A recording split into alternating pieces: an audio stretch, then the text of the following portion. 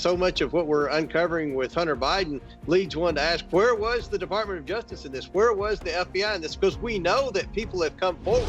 Joining us now, Kentucky Republican James Comer. He is a ranking member on the House Oversight and Reform Committee, and he and his colleagues are prepared to dig into several lingering issues should they become the majority party in the House, including an examination of the U.S. border policies, the true origins of COVID-19, and what Hunter Biden was doing with his overseas clients, and should they touch on his father? That's a big question. Welcome to Centerpoint, Congressman. Good to see you. Great to be here. Let's start with the Hunter Biden story, because I just find this to be absolutely fascinating. The smell test for me is always if you applied the same standards to a candidate of the opposition party, would we see an entirely different thing? And I think if this were Donald Trump's son, the headlines would be extraordinarily different. That said, this story was originally tamped down as Russian disinformation. We heard it from scores of mainstream media outlets. We heard it from a general chorus on Capitol Hill from the Democrats. It's just flat out true, and we've seen the hardcore evidence of it now. The question is, how deep does it go? Well, that's what we're going to try to find out in a Republican majority. The reason we're investigating Hunter Biden is because we believe he's a national security threat who has compromised his father, the president of the United States. And if you look at all the correspondence that we've made public, the emails and text messages, and even voicemail with Joe Biden's voice on it, the president knew very well what Hunter Biden was involved in. And if you go even further, Hunter Biden claims to many people in text messages and emails that he has to keep his father up, that he pays for a lot of his basic living expenses. If that's the case, we can already prove that Hunter Biden's received millions of dollars illegally from our adversaries in Russia and China.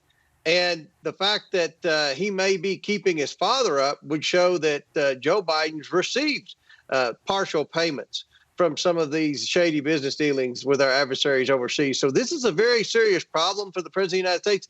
Unfortunately, the mainstream media has turned a complete blind eye to this, even said that this was Russian disinformation for a long time.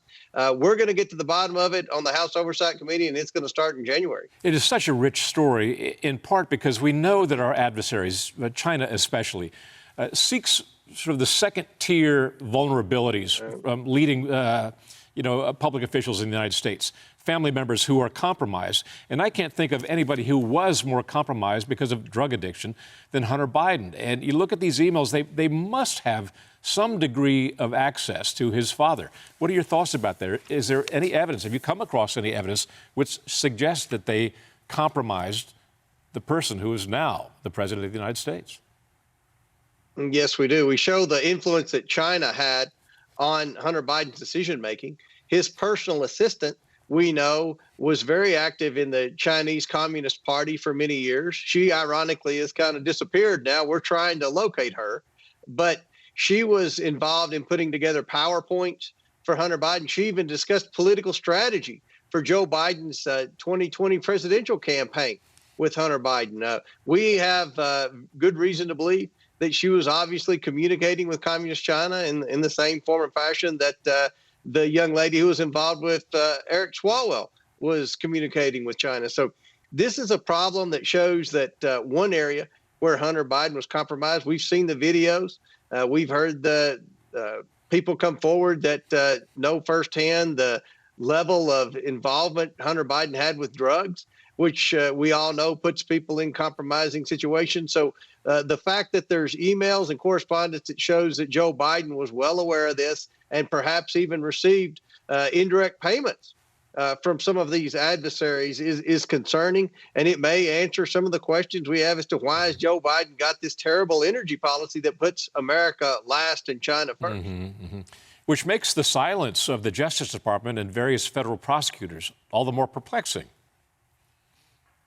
Yes, it does. And this is something that I'm working together jointly with Congressman Jim Jordan, who's also on the House Oversight Committee, but we all know he's going to be the next chairman of the House Judiciary Committee. So anything pertaining to the Department of Justice is going to fall in line with the House Judiciary Committee. But so much of what we're uncovering with Hunter Biden leads one to ask, where was the Department of Justice in this? Where was the FBI in this? Because we know that people have come forward and presented information to FBI agents like Timothy Tebow, who then, by all accounts, buried the story. When the FBI spent, millions and millions of tax dollars, even offered someone $1 million to try to somehow verify the validity of the Steele dossier. So the Department of Justice and FBI have a lot of questions to answer with respect to turning a blind eye to Hunter Biden. That $1 million offered to Danchenko or Christopher Steele, I'm sorry, it was Danchenko, correct, or was it Steele? Yes. It was Danchenko. Yeah. No, it was Danchenko. It was very, very poorly reported or buried by much of the mainstream media, which brings me to another story, the complicity of so much of the mainstream media in burying this story. To that point, you have introduced new legislation, the Protecting Speech from Government Interference Act, which would protect the First Amendment, basically. It would. And what we've learned from Zuckerberg in that interview was that the FBI communicated with him and said, you're probably fixing to hear a major story pertaining to family members of a presidential candidate. This is going to be Russian disinformation. You need to be real careful with that. So basically saying, don't print anything about Hunter Biden that's fixing to break in the next 48 hours. This is wrong. The government's not supposed to interfere with free speech. We've seen time and time again that big tech has censored conservatives, and we believe that this is a direct result of being intimidated by the federal government. So the federal government has no role in trying to dictate free speech, and certainly no role in prohibiting free speech. So this is a legislation that we're going to do to try to not only hold big tech accountable, but to get the government out of the free speech business, because right now we know that this government currently in power in Washington is far to the left. They do not agree with our conservative principles, and they've done everything in their ability to suppress many stories that would harm those on the left and help those on the right. Congressman, you know that the Democrats play hardball. You saw that when Steve Bannon defied a congressional subpoena, and they recommended he go to trial for that. He was just recently sentenced to 4 months in jail. Are you going to do the same thing for those Democrats who defy your congressional subpoenas? Well, I think Nancy Pelosi just set a precedent that I'm very intrigued by. If the House Oversight Committee issues a subpoena and someone disregards that subpoena, then I think we've seen what the next option can be, and that's to hold them in contempt of Congress. So hopefully Kevin McCarthy and Steve Scalise will work with us on this. I'm not going to abuse the subpoena process.